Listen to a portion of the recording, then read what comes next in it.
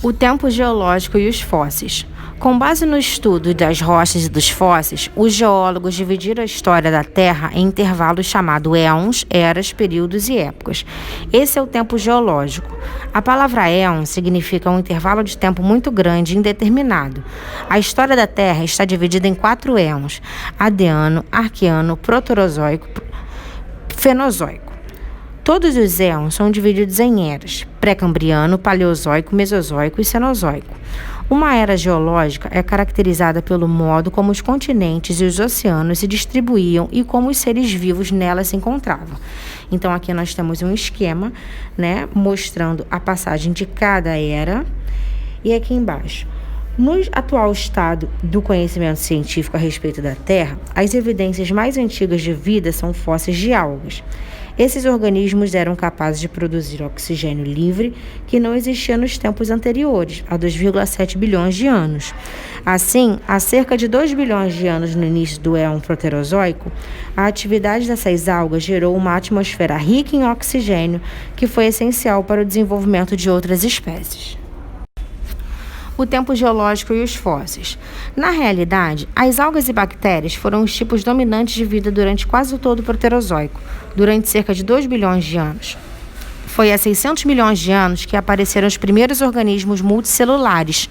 Durante o período cambriano, de 542 a 488 milhões de anos atrás, todas as formas de vida estavam restritas aos ambientes aquáticos e também os primeiros organismos semelhantes aos vertebrados não apresentavam esqueletos ósseos. Há cerca de 360 milhões de anos atrás, no final do período devoniano, os primeiros organismos anfíbios começaram a se deslocar para a Terra. Todas as evidências geológicas atuais indicam que os mamíferos se originaram há cerca de 210 milhões de anos, ao final do período Triássico. Nesse tempo, eles eram predominantemente animais noturnos do tamanho de ratos ou camundongos. O homem surgiu no período quaternário, época pleistoceno. É só a partir de então surge o tempo histórico. Então aqui nós temos o nosso primeiro exercício. Consulte a imagem da página anterior e responda. Se essa libélula viveu no período Cretáceo, podemos dizer que ela viveu há cerca de, então, 145 milhões de anos, né? Olha aqui do ladinho aqui uma curiosidade: tecnologias digitais reconstituem a vida pré-histórica. Estudo de fósseis ganha novas possibilidades com técnicas de computação gráfica, parcerias e, entre outros, paleontólogos e artistas. E aqui nós temos uma oficina de fósseis que está ensinando vocês a fazerem fósseis de conchas, dinossauros, peixes, etc. Tecnologia para a orientação. E por falar em tempo, se todos os relógios parassem de funcionar e você ficasse sem nenhuma informação sobre a hora, como faria para saber que horas são? Seria possível? Seria sim. Tem aqui um experimento ensinando a você fazer um relógio, como construir um relógio de sol. E aqui, número 2. Escolha um lugar amplo e com luz direta de sol pela manhã e à tarde. Pode ser na escola, em casa, numa praça. Escolha uma hora cheia. Vire o relógio até que a sombra do ponteiro se projete sobre o mesmo horário. Se você escolher meio-dia, faça igual na figura 3. Se você escolher 7 horas, faça igual na figura 4. Depois observe a sombra do ponteiro nas horas seguintes e responda. A sombra da vareta mudou de lugar? Ela mudou de lugar com certeza. E por quê? Por causa do movimento da Terra, o movimento de rotação, que é a iluminação do Sol, ela muda durante o dia. E você acha que essa tecnologia pode ter ajudado as civilizações da antiguidade? Com toda certeza. O homem usa a tecnologia para sua orientação. Ao longo do dia, pode-se observar o Sol em seu chamado movimento aparente, iniciado em uma posição durante o nascente, e com o término ao anoitecer em seu poente. Esse é um fenômeno que se repete diariamente, no entanto, em posições diferentes, mesmo que próximas para cada dia sucessivo do ano. Esse movimento, que na verdade não é do Sol, mas da Terra, que gira em torno do seu eixo imaginário, que é o movimento de rotação, pode nos ajudar com as horas. Você pode preencher a tabela abaixo com base nas suas observações. Então, aqui nós temos uma tabela com diferentes horas ao longo do dia. A primeira coluna aqui tem para você descrever o tamanho da sombra e a direção da sombra. Então, às 8 da manhã é quando a gente tem a maior sombra, né? O sol não está totalmente pleno. E aqui às 9 temos é menor que as 8 horas, né? A sombra é bem menor. Às 10 é menor que às 9, às 11 é menor que às 10 e assim por diante. Meio-dia é a menor sombra do dia. E aqui 1 hora, a sombra já vai ficar maior que meio-dia e assim sucessivamente. E aqui nós temos a direção.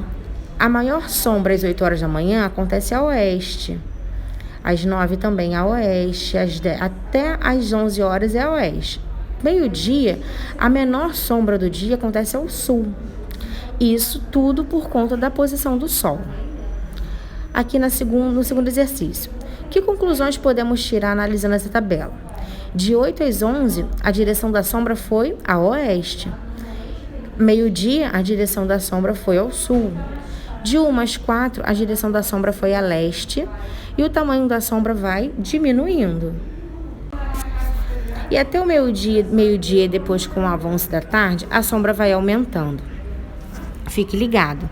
Movimento aparente do Sol, trajetória que o Sol aparentemente descreve para um observador na Terra, devido à rotação do planeta em torno do seu eixo imaginário. A direção da sombra de um gnomo ao longo do dia varia e vai diminuindo o tamanho da sombra até o meio-dia solar verdadeiro. Quando o Sol atinge o ponto mais alto do céu, depois a sombra vai aumentando de tamanho à medida que vai entardecendo, mas muda a direção. Você se lembra dos pontos cardeais? Os pontos cardeais são as 4 indicações, pontos referências que representam as direções. São eles, norte, sul, leste e oeste. O Sol tem seu nascente no leste e o seu poente no oeste. É possível traçar os pontos cardeais com a construção de um relógio de Sol? Sim, basta observar a direção do nascente do Sol e traçar uma reta até o lado oposto, onde será o poente do Sol. E aí depois você vai traçando as demais retas, indicando norte e sul. Tempo geológico. No bimestre passado, estudamos sobre o tempo. Vimos que a Terra, desde a sua formação, passou por diferentes fases de desenvolvimento, tanto do planeta como da evolução da vida nesse período. Tempo geológico é o tempo decorrido desde o final da fase de formação do nosso planeta até os nossos dias. O planeta Terra tem cerca de 4,5 bilhões de anos. Para entender melhor sua história, os cientistas dividem o tempo geológico em 5 níveis de classificação: éons, eras, períodos, épocas e idades.